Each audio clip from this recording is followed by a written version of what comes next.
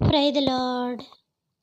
ప్రియమైన దేవుని బిడ్డలారా, దైవ సేవకులారా, నా ఫేస్బుక్, యూట్యూబ్, వాట్సాప్ ఫ్రెండ్స్ అని మీ అందరికీ కూడా నాకు హృదయపూర్వకమైన ధన్యవాదాలు చెల్లించుకుంటున్నాను. ప్రియమైన దేవుని బిడ్డలారా, గ్యాప్స్ ఎక్కువ వస్తున్నాయి, మరి దయచేసి ఏమీ అనుకోవద్దు. ప్రతిసారి నాకు ఇలా చెప్పడం అలవాటైపోతుంది ఈ మధ్యకాలంలో. అంటే కొన్ని పనులు బట్టి నేను బిజీగా ఉండబట్టి, అది కూడా సువార్త పని విషయంలోనే అటు ఇటు అన్నీ కూడా. కాబట్టి ప్రియమైన దేవుని బిడ్డలారా, ఈ యొక్క మెసేజ్కి ముందు నేను ఒక విషయాన్ని మీతో చెప్పాలనుకుంటున్నాను. ఆ మెసేజ్ ఏంటంటే అది నాకు సంబంధించిన విషయం, నాకు జరిగిన విషయం మీ ముందు ఉంచాలని అనుకుంటున్నాను. అది అందరికీ కూడా చాలా విలువైన విషయం, అందరూ కూడా అందులో జాగ్రత్త పడవలసిన విషయం. కాబట్టి మెసేజ్ అనేది ఎప్పుడు చెప్పుకుంటూనే ఉంటాం, వింటూనే ఉంటాం. ఒక్కొక్కసారి కొన్ని పరిస్థితులు బాగాలేనప్పుడు వాటి కోసం మనం చెప్పుకోవాలి. మంచైనా చెడైనా 10 మందికి వివరించినప్పుడు దాని పట్ల ఎవరైనా జాగ్రత్త తీసుకుంటే ఎలక్ట్గా ఉంటారు, లేకపోతే లేదు. కానీ అంటే నాకు జరిగిన దాన్ని నేను మీతో చెప్పాలని అనుకుంటున్నాను. కాబట్టి దాని విషయంలో కూడా ఒక 2 days నేను బాగా డిస్టర్బ్ అయిపోయి ఉన్నాను. అందుకని కొంచెం నేను ఇవ్వలేకపోయాను మెసేజ్ కూడా. అంటే ఓన్లీ యూట్యూబ్లో, ఫేస్బుక్లో పెడితే సరిపోదు, ఇంకా నాకు వాట్సాప్ గ్రూప్లు అవి ఇవన్నీ ఉన్నాయి కాబట్టి వాటిలో కూడా పెట్టాలి. కాబట్టి నాకు అసలు అవైలబుల్గా లేకపోయాను నేను. అదేంటంటే ప్రియమైన దేవుని బిడ్డలారా, ఇది బాగా మీ యొక్క మైండ్లో గుర్తుపెట్టుకోండి. ఎప్పటికీ కూడా ఎంత బిజీ షెడ్యూల్ మీకు ఉన్నప్పటికీ కూడా ఒక్కడుగు ఆలోచించండి. దయచేసి ఒక్కడుగు మీరు ఆలోచించగలిగితే ఆ ప్రాబ్లం నుంచి మనం తప్పించుకోగలుగుతాం. అదేంటంటే ప్రియమైన దేవుని బిడ్డలారా, మొన్న 4 days బ్యాక్ ఎమర్జెన్సీగా ఒక వాట్సాప్ కాల్ వచ్చింది. కొంచెం నేను కిచెన్లో వర్క్లో ఉన్నాను. తర్వాత కొన్ని ఫోన్లు రాబట్టి మాట్లాడుతున్నాను. అంటే ప్రేయర్ కాల్స్ అవి ఇవి వస్తూ ఉంటాయి కాబట్టి ఎక్కడెక్కడి నుంచో ప్రేయర్ కాల్స్ అవి ఇవి వస్తూ ఉంటాయి. వాళ్ళకి ప్రేయర్ చేయడం, మాట్లాడడం, ఆ సంగస్తులు చేయడం ఏయో కాల్స్లో ఉంటూ ఉంటాం. కాబట్టి అంటే 24 hours అని కాదు, వాళ్ళు మాట్లాడిన 2-3 నిమిషాలు. అసలు నేను ఎక్కువ మాట్లాడను, నాకు చిరాకు ఎక్కువ. చిరాకని కాదు కానీ అంతసేపు మాట్లాడడానికి ఇష్టపడను. కాబట్టి ప్రియమైన దేవుని బిడ్డలారా, అది ఏమైందంటే నేను వాట్సాప్ కాల్ వచ్చింది. వాట్సాప్ కాల్ రాగానే నాకు అన్ఎక్స్పెక్టెడ్గా నేను దాన్ని ఆన్ చేశాను. నార్మల్ కాల్ అయితే మన నెంబరు, మన ఎవరనేది పేరు బట్టో లేకపోతే ఎవరైనా తెలిసిపోద్ది. ఇది రాబట్టి ఏమీ రాలేదు, మామూలుగా అలా ఎంటీ టైప్లో వచ్చింది. ఫేస్ గీసి ఏం కనిపించలే. టక్మని హడావిడిలో నేను దాన్ని ఆన్ చేశాను. ఆన్ చేసి మాట్లాడుతుంటే ఎవరో ఫారినర్స్ ఏదేదో మాట్లాడేస్తున్నారు. అంటే నాకున్న గతంలో నేను చేసిన పోస్టులు బట్టి దాన్ని బట్టి అడుగుతుంటే నాకు తెలిసిన వ్యక్తులు దేనికో అనుకున్నాను. అనుకొని కొంచెం ఆలోచన చేసేటప్పటికి నా మైండ్లో కొంచెం వచ్చేటప్పటికి నాకు వెంటనే అర్థమైంది. నా డీటెయిల్స్ అడగడం, ఇవి అడగడం, ఫోన్ నెంబర్లు అడగడం, ఇవి అడిగాను. టప్పని గుక్కుని 2 నెంబర్స్ వస్తాయి. ఏంటి ఓటీపీ అని అదని ఇదని అడుగుతుంటే వాళ్ళ నుంచి ఒక ఓటీపీ వచ్చింది. అడుగుతుంటే నేను వెంటనే స్క్రీన్ షాట్ తీద్దామంటే అది రావట్లా, అసలు అవ్వట్లేదు. అది వాళ్ళ వాయిస్ డబడబా మాట్లాడేస్తున్నారు వాళ్ళు. అంతా చాలా స్పీడ్గా అనమాట. సరే నేనేం చేశానంటే చెప్పేసి కట్ చేశాను. అంతా ఫుల్గా కాదు, నాకు ఇంక అర్థమైపోయింది ఎవరో తేడా జరిగింది అని నాకు అర్థమైపోయి టక్మని కట్ చేశాను. కట్ చేసిన కాడి నుంచి నా వాట్సాప్ బ్లాక్లోకి వెళ్ళిపోయింది. వాళ్ళు ట్యాగ్ చేసినట్టున్నారు, నాకు తెలీదు. ఇంకా అసలు ఆన్ అవ్వట్లేదు, ఏది కూడా ఆన్ అవ్వట్లేదు, ఏది కూడా రావట్లేదు. కానీ వాట్ సైడ్ నాకు ఎవరైనా దేవుడు మెసేజ్లు పంపించినా, మా ఫ్యామిలీ మెంబర్స్ ఏం పంపించినా, ఎవరేం పంపించినా కూడా రావట్లేదు. కానీ అటు సైడ్ నేను చూస్తున్నట్టుగా వాళ్ళకి వెళ్ళిపోతుంది.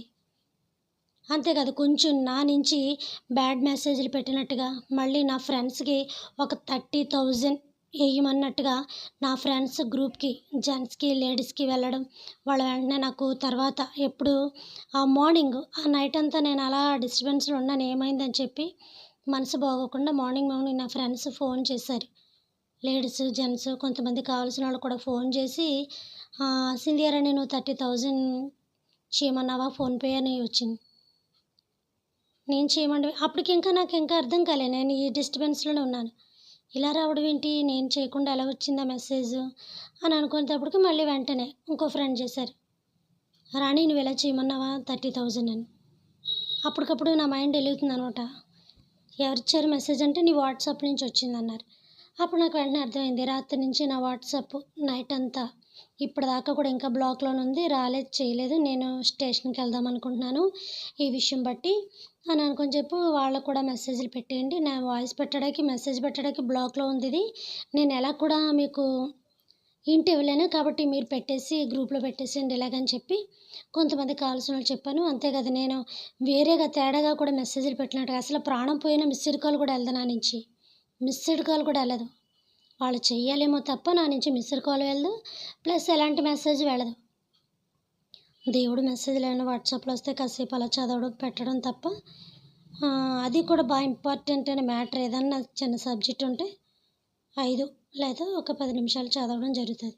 అంత టైం కూడా ఇవ్వను. కాబట్టి ప్రియమైన దేవుని బిడ్డలారా, మీరు చాలా జాగ్రత్తగా ఉండండి. నేను అమౌంట్ ఏమన్నానని వాళ్ళకి రావడం, నా నుంచి కొన్ని బ్యాడ్ మెసేజ్‌లు వాళ్ళకి వెళ్ళడం, వాళ్ళు చూపించడం, చెప్పడం, మళ్ళీ అది నాకు వాళ్ళు స్క్రీన్ షాట్ తీసి నాకు పెట్టడం, నాకు ఇంకా అసలు అందులో కొంచెం నాకు ముందే బుడబుడామని కారిపోతూ ఉంటాయి కన్నీళ్ళు. చాలా భయపడిపోయాను నేను. సో మనీ విషయం అంటే పక్కన పెట్టండి. వేరేగా మెసేజ్‌లు పెట్టామంటే ఏదోలా ఉంటుంది కదా! అప్పుడు ఎలాగని చెప్పగానే వాళ్ళే నాకు చాలా ధైర్యాన్ని ఇచ్చి, వాళ్ళే నన్ను కొంచెం ఈ విషయంలో బలపరిచి, ఇవన్నీ అలాగే వస్తూ ఉంటాయి, మనం బాధపడకూడదు అలాగే ఇలా అని చెప్పి ఇచ్చేశారు. తర్వాత నేను బాగా తెలిసిన ఒక అబ్బాయి దగ్గరికి వెళ్ళి ఇదంతా చేయగా చాలా చేశారు. మనం చదువుకొని చదువు ఎప్పుడో టైపింగ్ చదువులు, ఇప్పుడంతా కంప్యూటర్ చదువులు. కాబట్టి ఎంత మనం చేయగలిగినా అంత పెద్ద ప్రాసెస్ తెలీదు. మరీ తెలియని దాన్ని తెలిసినట్టుగా మాట్లాడలేం కదా! నేను అసలు మాట్లాడను. కాబట్టి ఆ తర్వాత ఎప్పుడో అది ఓపెన్ అయింది దేవుని దయ బట్టి. కాబట్టి ఒకవేళ నేను మెసేజ్ ఇచ్చినా మరి గ్రూపుల్లో కూడా నేను పెట్టుకోవాలి కాబట్టి వినేవాళ్ళు ఎవరైనా ఉంటే వింటారు, వినరని కాదు. కాబట్టి ప్రియమైన దేవుని బిడ్డలారా, చాలా జాగ్రత్తగా ఉండండి. అందులో మన లేడీస్ కిచెన్లో ఎక్కువ ఉంటాం, ఏదో పనిలో ఉంటాం, ఏదో హడావిడిలో ఈ నెంబర్ ఎవరిది, ఈ కాల్ ఎవరిది, ఇది ఎవరిదని మనమే కాదు జెంట్సే కాదు ఎవరు కూడా గమ్ముని అంత పర్టిక్యులర్గా నెంబర్ మీద కానీ లేకపోతే వాట్సాప్ కాల్ మీద కూడా మైండ్ పెట్టరు. ముందు అర్జెంటుగా ఆన్ చేసామా లేదా, అదర్ పర్సన్ ఎవరు, ఎందుకు చేశారు, మనకు కావాల్సిన మనిషా, రిసీవ్ చేసుకొని మాట్లాడతాం, లేదా అన్నోన్ పర్సనా వెంటనే కట్ చేస్తాం, ఏదో చేస్తాం. కాబట్టి అంత పర్టిక్యులర్గా మనం చూడం కదా, ఎవరు చేశారు అని చూడం. కాబట్టి ఇప్పటి నుంచి ఏంటంటే ఎవరు చేశారని ఒక్క నిమిషం ఆగి చూడండి. లేకపోతే మీ బ్యాంక్లో బ్యాలెన్స్లు ఉన్నా పోతాయి, ఏమున్నా పోతాయి, మొత్తం అన్నీ కూడా కట్ అయిపోతాయి. దొరక వాళ్ళకి నేనే దొరికినట్టున్నాను, ఇంకెవరు దొరకలేనట్టున్నారు. ఎవరికి కూడా అలా జరగకూడదు. సారీ, బై మిస్టేక్ అలా వచ్చింది. ఎవరికి అలా జరగకూడదు. కాబట్టి మీ బ్యాంక్ అకౌంట్లు కానీ ఇవి కానీ ఏ నెంబర్లు కూడా చాలా జాగ్రత్తగా ఉండండి. నాకు జరిగింది ఎవరికి జరగకూడదని నేను చెప్తున్నాను. మెసేజ్ అంటారా ఇంక రోజు మళ్ళీ కంటిన్యూగా వెళ్ళిపోతాం. ఇలాంటి జరిగిన ప్రమాదాలు పంచుకోవడం అనేది చాలా పంచుకోవడం అనేది కాదు, పంచుకోవాలి. ఇందులో నా సైడ్ నుంచి ఎవరన్నా వింటే జాగ్రత్త పడితే మీకే సేఫ్, లేదు అంటే అది మీ ఇష్టం. చెప్పడం నా ధర్మం అని అనుకున్నాను, మీకు తెలియపరచడం నా ధర్మం అనుకున్నాను, తెలియపరిచాను. ఏదేమైనా కానీ మీ ఇష్టం. కాబట్టి 30,000 ఏమని ఇలా అలా వచ్చింది. ఒకవేళ ఎవరైనా లేడీస్ ఆడపిల్లలు ఉన్నారనుకో, నేను ఆడపిల్లనే, మరీ అంత పిల్లని కాదు కానీ వేరేగా అనుకుంటారు కదా, అవతల సైడ్ ఆ మెసేజ్లు వెళ్తే తేడా అని అనుకుంటారు. కాబట్టి జాగ్రత్తగా ఉండడం మంచిది. సరే ప్రియమైన దేవుని బిడ్డలారా, ఏదేమైనప్పటికీ మళ్ళీ మనం దేవుని యొక్క విషయంలోకి వచ్చేద్దాం. ఆ రోజు దేవుని యొక్క విషయాన్ని మనం ఎక్కడ ఆఫ్ చేసుకున్నాం, ఆ యొక్క భూభాగం అంతని కూడా భయంకరమైన వాతావరణం కింద ఉంది అని అన్నాం. ఎక్కడ యేసుప్రభు కూర్చున్న వాతావరణం మొత్తం మారిపోయింది, ఆ ప్లేస్ మారిపోయింది, ఆ భూభాగం మారిపోయింది, ఆ వాతావరణం అంతా కూడా భయంకరమైన వాతావరణం అయిపోయిందని చెప్పాం. ఇప్పుడు దాకా దాన్ని ముట్టలేదని చెప్పాను, 600 సంవత్సరాల దాకా దాన్ని ముట్టలేదని. కాస్త మనం హిస్టరీ మాట్లాడుకోవాలి, చరిత్ర అనేది తెలుసుకోవాలి. యేసుప్రభు వారు అక్కడ ఎందుకు కూర్చున్నారన్న చరిత్ర తర్వాత మాట్లాడుకోవచ్చు, కానీ ముందు బైబిల్కి సంబంధించిన ఈ చరిత్ర తెలుసుకుందామని నేను అక్కడ దాకా చెప్పడం జరిగింది. ఎందుకు ఆ భూభాగంలో అడుగుపెట్టిన వాళ్ళు చచ్చిపోతున్నారు, వెళ్ళిన వాళ్ళు తిరిగి ఎందుకు రావట్లేదు, మళ్ళీ తిరిగి రాకుండా ఎందుకు చనిపోతున్నారు, అక్కడ ఒక భయంకరమైన వాతావరణం ఎందుకు ఏర్పడింది అనే విషయం దాకా మనం మాట్లాడుకున్నాం. సరే ప్రియమైన దేవుని బిడ్డారు, అక్కడి నుంచి మనం మళ్ళీ కంటిన్యూ తీసుకుందాం. కాబట్టి ఎందుకు ఇలా జరుగుతుందని చెప్పి అమెరికా గవర్నమెంట్ ఏం చేసిందంటే, అంటే పురావస్తు శాఖ వాళ్ళు అందరూ పట్టించుకోరు. కొంతమంది కొన్ని విషయాలు పట్టించుకుంటారు.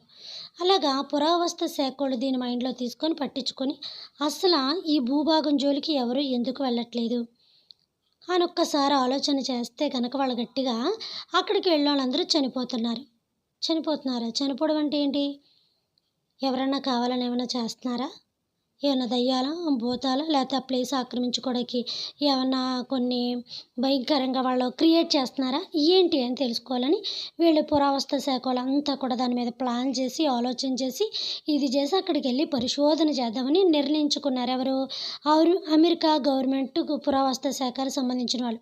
సరే నిర్ణయం తీసుకున్నారు. బాగానే ఉంది. ఎళ్లి ఎంక్వైరీ చేద్దాం అనుకున్నారు. కానీ ఈ భూభాగం అమెరికాలో లేదు.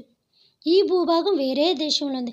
ఆ దేశానికి సంబంధించిన వారు ఎవరు అంటే యోర్దానా దేశం అది. యోర్దానా దేశం నుంచి ఆ యొక్క గవర్నమెంట్ నుంచి ఆర్డర్ తీసుకుంటేనే కానీ ఆ భూభాగంలోకి వెళ్ళకూడదు. ఎవరైనా అంతే కదా! మన కంట్రీకి రావాలంటే మనం ఇంకో కంట్రీకి వెళ్ళాలంటే మనకేముండాలి? పాస్‌పోర్ట్ ఉండాలి. అంటే ఆ కంట్రీకి వెళ్ళే ఆ యొక్క దేశాల్లో మనం తిరగడానికి మనకేం కావాలి? అధికారం కావాలి. స్వతంత్రం కావాలి. ఎవరికెవరు ఏ దేశంలో కూడా ఎవరికి ఫ్రీగా రానివ్వరు. ఇప్పుడు చైనా చుట్టూ వాల్ ఉన్నది. దాంట్లోకి ఎవరిని రానివ్వరు. ఎందుకంటే వాళ్ళ సెక్యూరిటీ వాళ్ళకుంటది. దాన్ని చూసి అక్కడ ఎరుకో గోడల చుట్టూ చూసారా గోడని పేరుంది.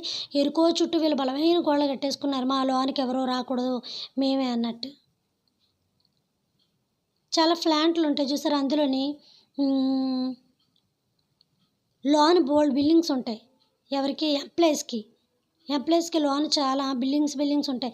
ఎదర చాలా దూరం ఉంటది. ఎదర ఒక గేట్ ఉంటది. ఆ ఎంప్లాయీస్‌కి మాత్రం అది ప్రత్యేకంగా ఉంటది. అది పోలీసు వ్యవస్థ కావచ్చు, డాక్టర్ వ్యవస్థ కావచ్చు, లేకపోతే ఈ ఎంప్లాయీస్‌కి ప్రత్యేకంగా ఇస్తూ ఉంటారు.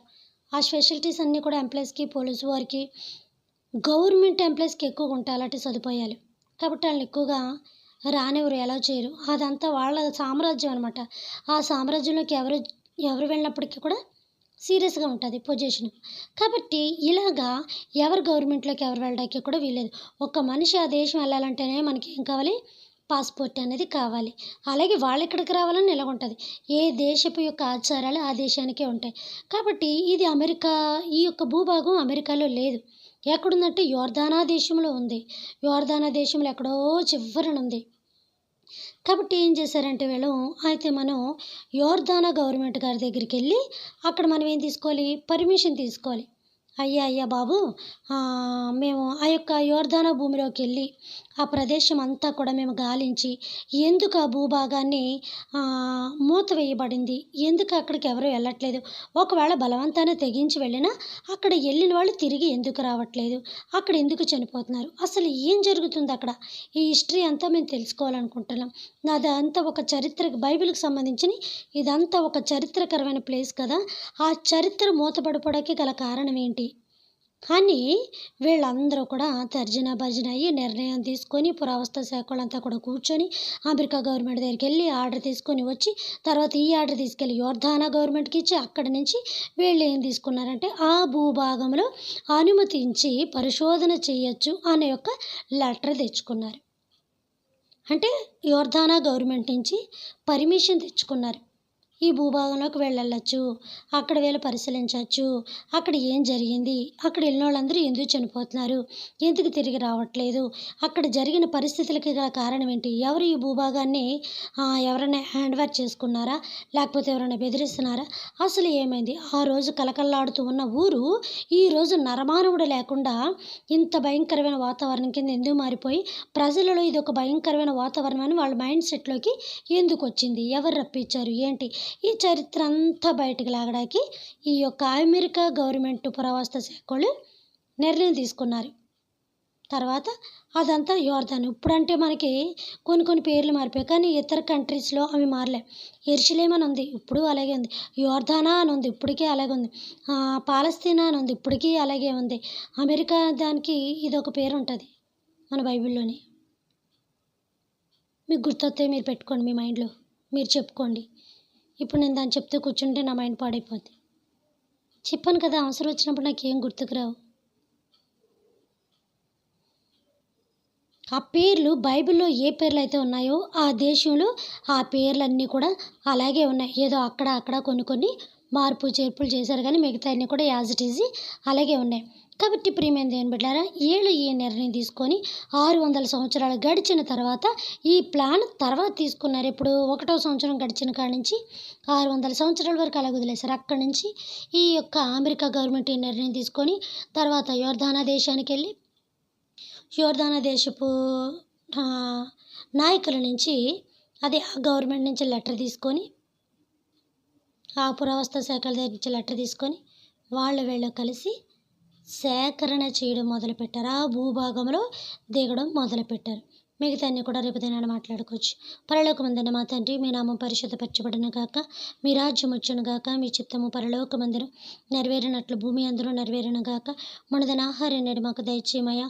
మాకు బోనస్సుల అపరాధములను మేము క్షమించిన ప్రకారము మా అపరాధములను మీరు క్షమించండి తండ్రి.